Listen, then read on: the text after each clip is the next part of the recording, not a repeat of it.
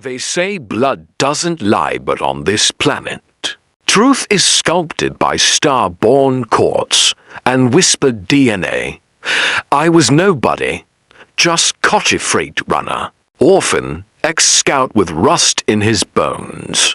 Then she walked in, a little girl, no more than 6, with shimmering hair like woven nebula, and eyes that seemed to remember me before I'd lived. She called me Dad.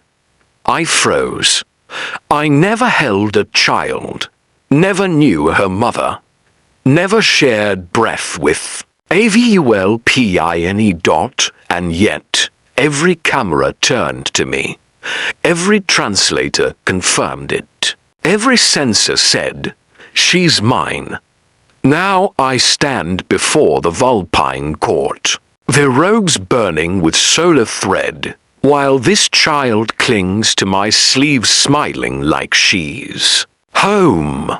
Her mother, still a mystery, but her presence, inevitable. I can't explain why her heartbeat syncs with mine, why she calms when I speak, why her mind shares memories I don't recall making.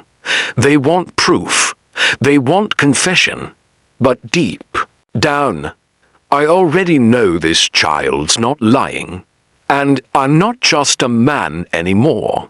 I'm a father to something the universe never meant for me to find. Introduction 600 words. I first saw her through static. A blur of limbs and starlight shimmered across my rusted holoscreen. Patched into the border station's outdated relay, she stood. They're confused, unblinking, wrapped in a blanket to large, clutching a plush drone like it still buzzed lullabies. At first, I thought it was a glitch, another stray, but then she whispered, "Kace," my name. That moment split my world like a meteor. I ran diagnostics on the screen. I checked the logs. I scrubbed the feeds twice. But my name came through again. Clear, soft, anchored in trust I didn't earn. Hours later, they came. Not soldiers, not bounty agents, not even local enforcers. The Vulpine Court arrived in a ship that blinked like an eclipse, silent and royal. They didn't knock. They didn't need to. When a judge in silk-thin armor steps into your space, the air tells your lungs to obey. They handed me a document, glowing, sealed with planetary law and something older than that, something cosmic. A parental summons, legal, binding, impossible. Nyari, daughter of Minalia, recognizes you, they said. I laughed, out of fear, out of disbelief. I've never met a Minalia. I told them. I've never touched a Vulpine in my life. But the girl didn't care.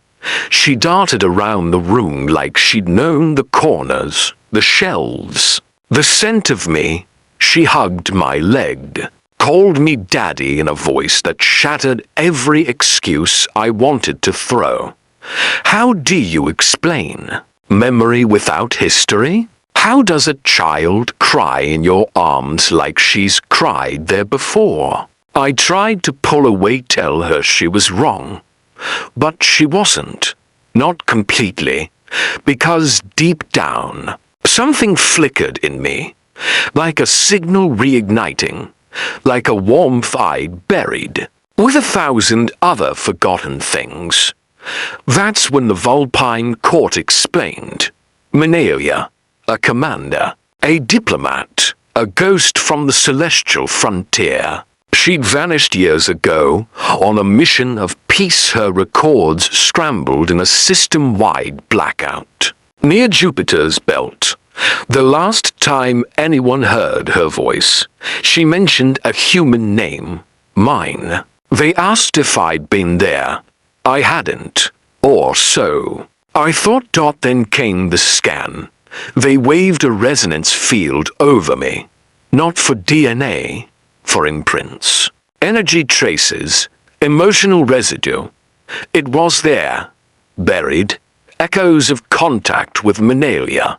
A forgotten meeting, a hidden night, perhaps a wiped memory. But it happened. We happened. And Yuri, she was the aftermath of that starlit collision. Now I've been summoned, not for punishment, not yet, but for acceptance. To answer if I will claim her, stand beside her, share in what she is and what she'll become. They gave me a night to decide. Yuri is asleep now, curled beside a heater like it's her son. She hums a melody I swear I've heard in dreams I can't recall. The Vulpine don't lie, and children don't pretend this well. I may not remember Minalia, but maybe love does. And maybe this little girl didn't come to find her father. Maybe she came to help me remember who I used to be. She stood beneath a dying tree, her silver hair flickering like candlelight under the twin moons. Dirt clung to her small fingers as she finished drawing a crude constellation on the ground. "You picked me," she said softly, voice lilting, with the strange musical accent of her mother's people. Before the stars even fell, I swallowed hard. "What are you talking about?" She didn't answer. She just looked up at me with those bright, bioluminescent eyes, the same eyes as Minalia's, and something in my chest cracked. I wanted to tell her she was wrong, that I'd never made a promise, never chosen anything, that I was just a man trying to live his quiet life, far from politics and alien worlds. But the court knew. Somehow, they always knew. Earlier that day, the summons had arrived encoded in Auric script, delivered by a courier who hadn't spoken a word, just handed me the scroll, and vanished into thin air. The Vulpine Court doesn't ask twice. And now, here I was, standing in a garden that hummed with old magic, across from a child who said I belonged to her before her first breath. I glanced around. The place shimmered like a mirage. Moss-covered pillars rose like skeletal fingers, wrapped in whispering vines. Time felt slower here, like the universe leaned in to listen. And then she spoke again. "Before I came through, I dreamed of you." I blinked. "You dreamed of me?" She nodded, serious as the stars above. "And you held my hand and told me I wouldn't have to be alone when Mother couldn't stay." I turned slowly, heart thudding. "Where is your mother now?" She pointed silently. And there she was, Minalia, regal and radiant, even as her frame shimmered like smoke, unstable and flickering. Not quite present, not quite gone. Her voice came like thunder wrapped in velvet. "Kace, you remember me?"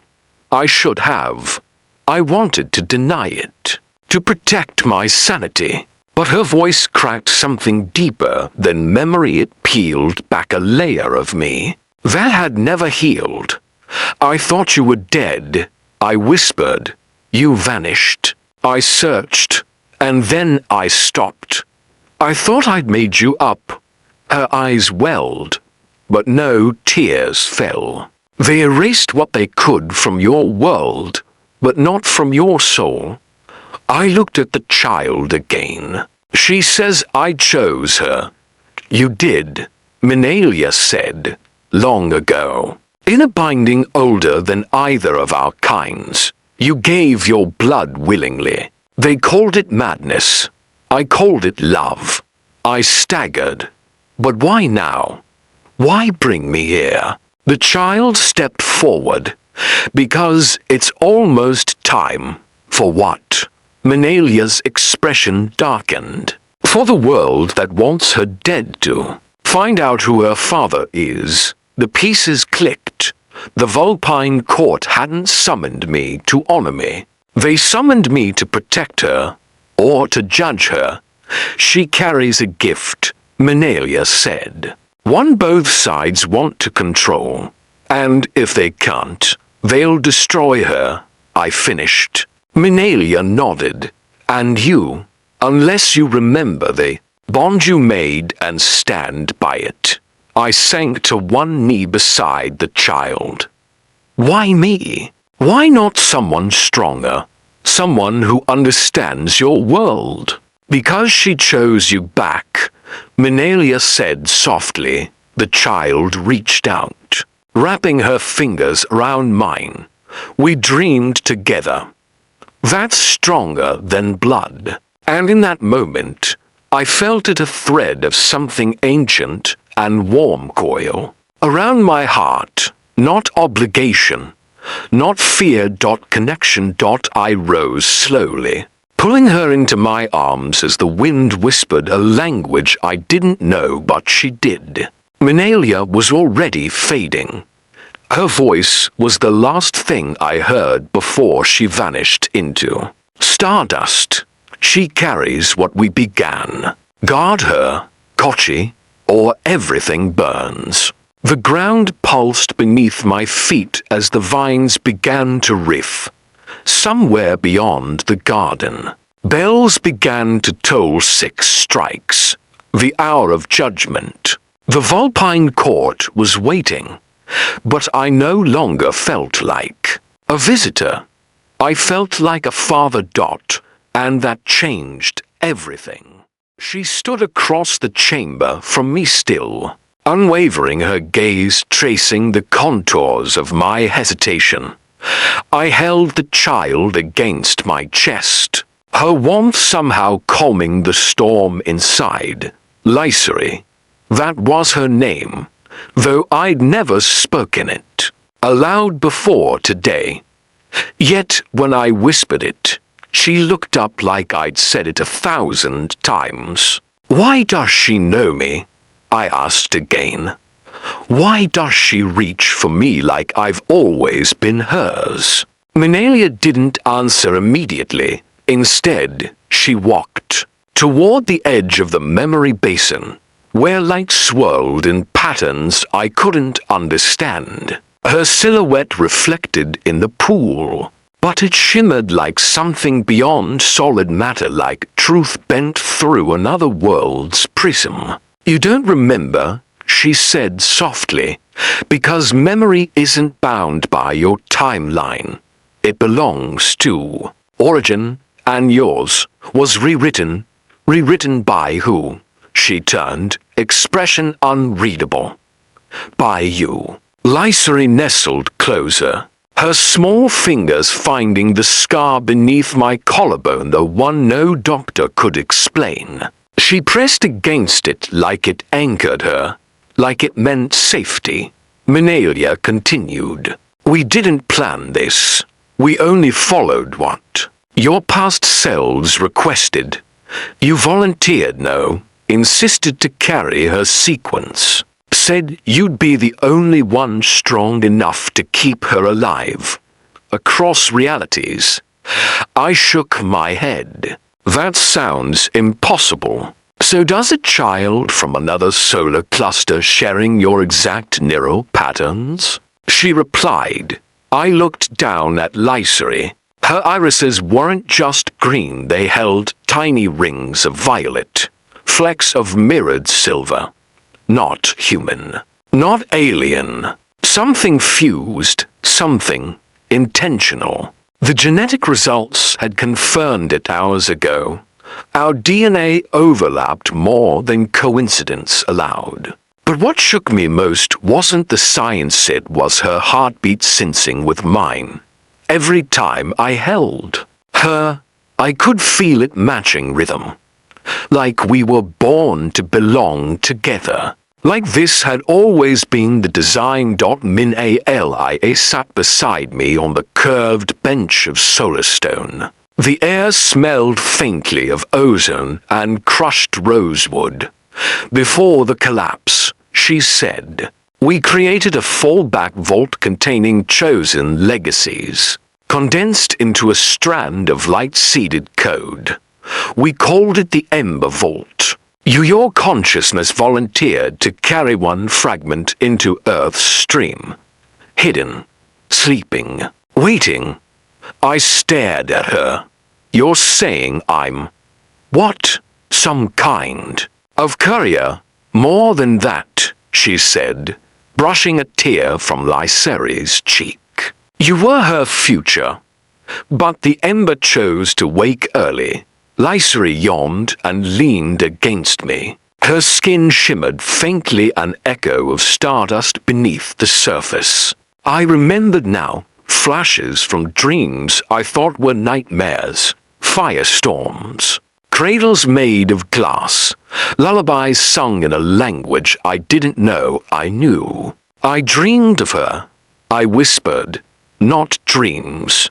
Remnants," Minalia said. "You chose to forget to blend into Earth.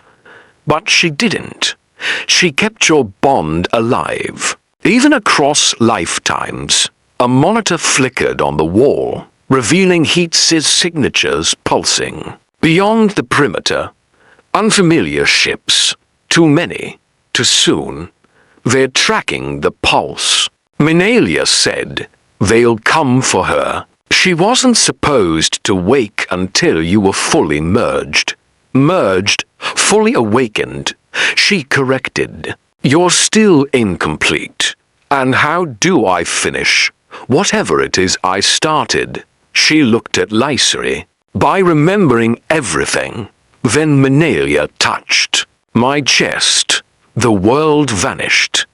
I wasn't in the chamber anymore. I was somewhere else. Somewhere brighter. Golden skies stretched over crimson fields. I saw myself older, wiser, standing beside her as she carried Lyseri's embryo within her prism of living light. I heard myself promise things. That Earth would be a haven. That I'd be there waiting on the other side. The last words I'd spoken in that memory burned through me. "If she calls me father, I will never let her cry alone." Then I was back on the bench, breath shaking, eyes full of tears. Lyseri touched my cheek. "You came back," she whispered. "I never left," I said without thinking. Outside, sirens howled. Inside, everything changed. Minalia stood at the window, her silvery hair catching the earthlight. Her posture still but tense, as though waiting for a verdict from the sky. The child slept curled like a seedling in my lap, warm and trusting, her breath steady against my chest. I didn't know how long I'd been rocking her, only that each moment made the silence between us louder. "I remember things," I said finally. "Images, flashes, a name in a dream. Yours." She didn't turn. "You weren't supposed to." That shook me. Then what was I supposed to be? Minalia's voice came low, like wind through leaves. "Just a carrier, not a father, not a memory keeper, just the vessel for a design." I set the child gently down on the cushions. "So she's what? Engineered." "She's not a weapon, if that's what you're asking," she said, finally facing me. Her eyes shimmered, unnaturally reflective, almost too wide for her face. "She's part of both our worlds, Kace. Yours by blood, mine by origin.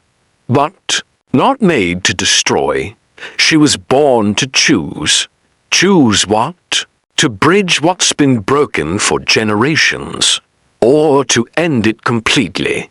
My knees felt weak, but I didn't sit. And my memories, she walked toward me, stopping only inches away. Her presence always felt like more than just flesh, like gravity itself shifted when she entered a room. I didn't give them to you. Something inside her did. I blinked. Wait, you're saying she projected her memories into me? Not hers, yours. From a life you never lived but that your blood remembers. I pressed a hand to my chest. Then whose life am I remembering? Yours, she whispered. From a timeline that collapsed before she was born. The room tilted. I stumbled backward, knocking over a vase I didn't remember seeing. Water spilled across the floor, catching the reflection of the stars outside. This is insane, I said. This is. I'm not special. I fix security drones in Sector D and eat stale rations. I never wanted what you chose. Kochi, she cut in, her voice hardening. Before she ever reached this world, before the Vulpine summoned us, you chose to be hers. I shook my head.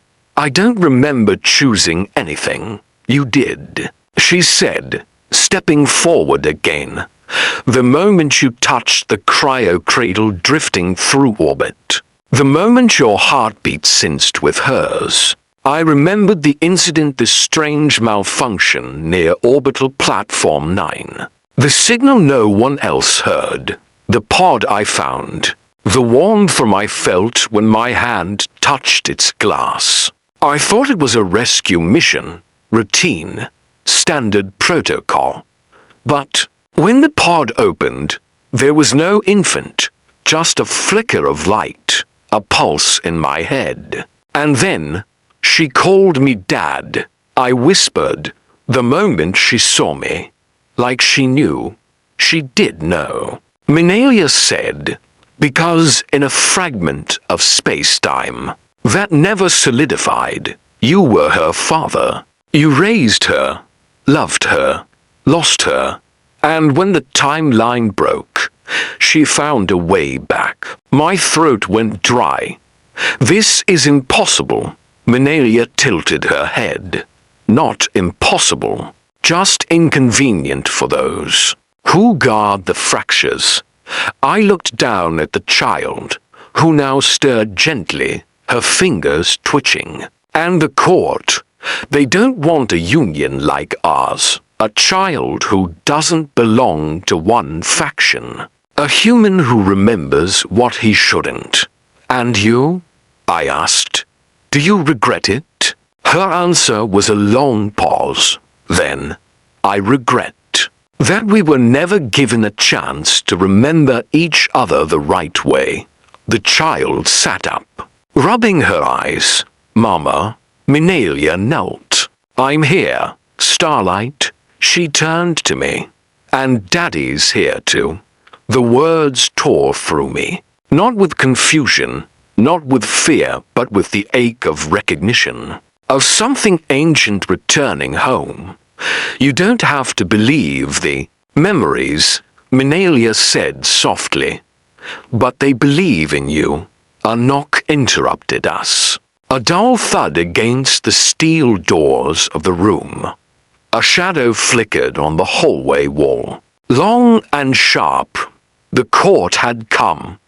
Minalia straightened. They'll ask what side you're on. And if I say hers, then you'll need to remember not just the parts that feel warm, but also the ones that hurt. Because choosing her means choosing all of it. The child reached for my hand. It was tiny, her fingers barely wrapping around mine. But the warmth of her skin lit something in me I'd never felt before, not in this life, at least. And somewhere deep inside, something locked away cracked open. A field of sunflowers.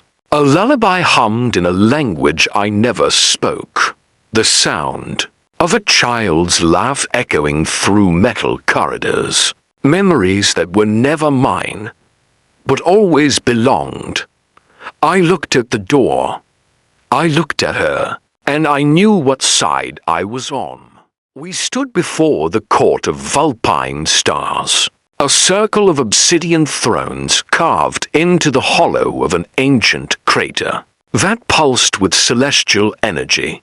The sky above shimmered not blue, not black, but something between memory and prophecy. Minalia held the child close, her silver irises flickering like distant galaxies, while Kace clenched his fists, unsure if he'd been summoned as a witness, a traitor, or a father. The child Arlen stood at the center of the starlit floor, barefoot, expression fierce. "I already chose him," she said. "Before I was born, I chose him." Why doesn't that matter? The high luminary, draped in flowing constellations, tilted his head. Because bloodlines carry echoes, and echoes decide destinies. This trial is not of affection. It is of truth, and truth is bound to origin. Minalia stepped forward. She carries his imprint, not of flesh, but of choice. We were bound before time cracked open. Her voice trembled, but not from fear, from hope and defiance. Cases. Past spun before him, flashes of memories he'd never lived, holding Minalia beneath twin moons, whispering promises in languages he didn't know, burning through alien storms. Were they real or planted? Could longing leave a mark across timelines? Then prove it. Said the luminary, endure the trial of starlight. Let blood remember what minds cannot. The trial began. A needle of crystalline fire pierced Case's palm. His blood spilled into a bowl carved from meteorite. Minalia's followed. The bowl ignited. Visions flooded the chamber, fragments of futures never lived, pasts rewritten. Battles fought side by side, a star collapsing. A vow made during an eclipse. A scream torn from Minalia's throat as Kace fell to protect their unborn daughter. Kace stumbled. "What is this?"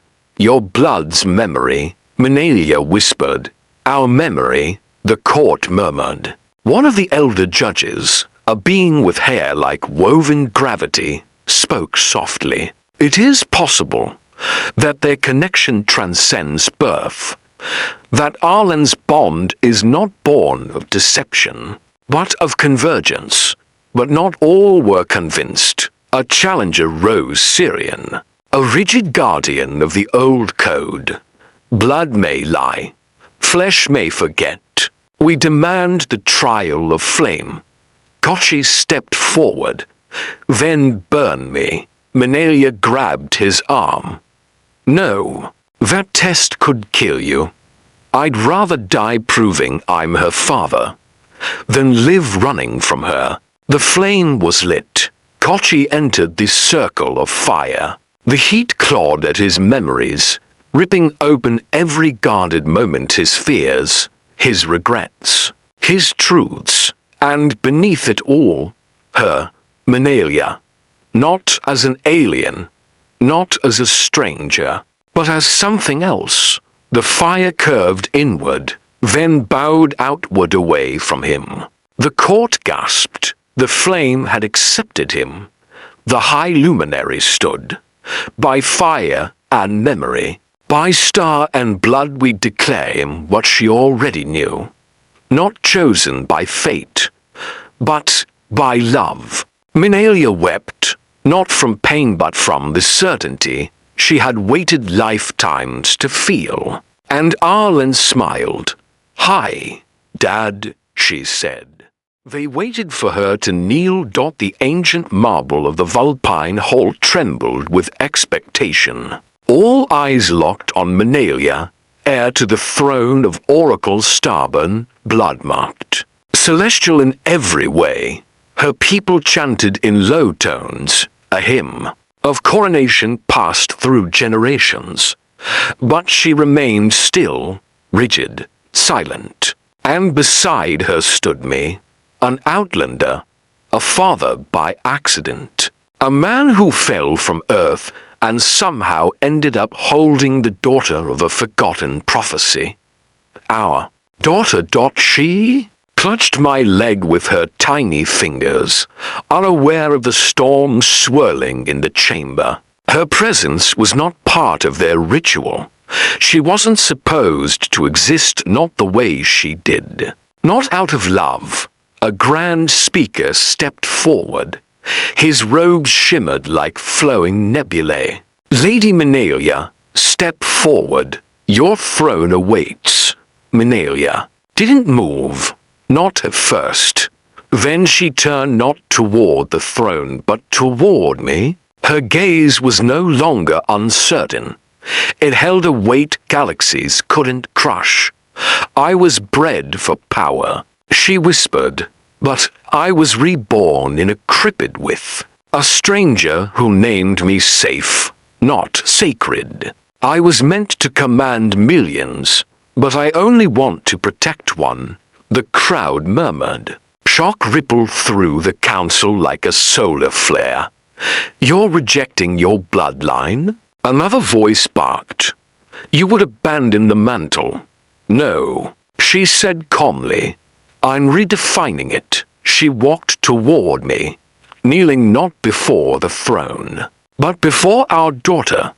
The gesture broke centuries of tradition in a single moment. Tears brimmed in my eyes. The council erupted. Some shouted in protest. Others wept silently. The speaker raised a trembling hand, voice cracking. You will disgrace your ancestors with this decision.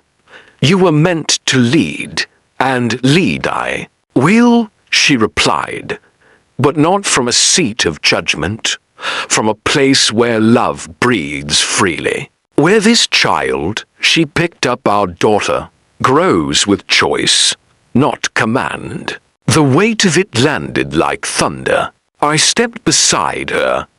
I came from a broken planet, I said, one that forgot how to care. I won't let that happen to her future. She deserves play, not pressure. A name, not a symbol. A home, not a throne. Minalia placed our daughter's tiny hand on her chest. If I must leave the crown to give her that, then so be it. One of the oracles, old and vine-wrapped, stood with aching bones. Then go, child of starlight. May the heavens follow your footsteps, for you are no longer bound to serve them. Gasps turned into murmurs, murmurs into silence, silence into freedom. We left that whole hand in hand, not as rulers, not as fugitives, but as a family. Outside, the night sky opened like a promise. Stars blinked in new constellations, and I knew deep down they weren't disappointed. They were proud. We built a life far from power, on a moon where gravity was light and hearts were full. Our daughter planted gardens, laughed with aliens who never asked what house she came from. And Minalia no longer queen, just Mama taught her how to choose, how to love, how to be. Every so often, ships from the old world would send messengers pleas for Minalia's return. We always sent back the same reply: she deserves a home, not a throne, and they never asked again.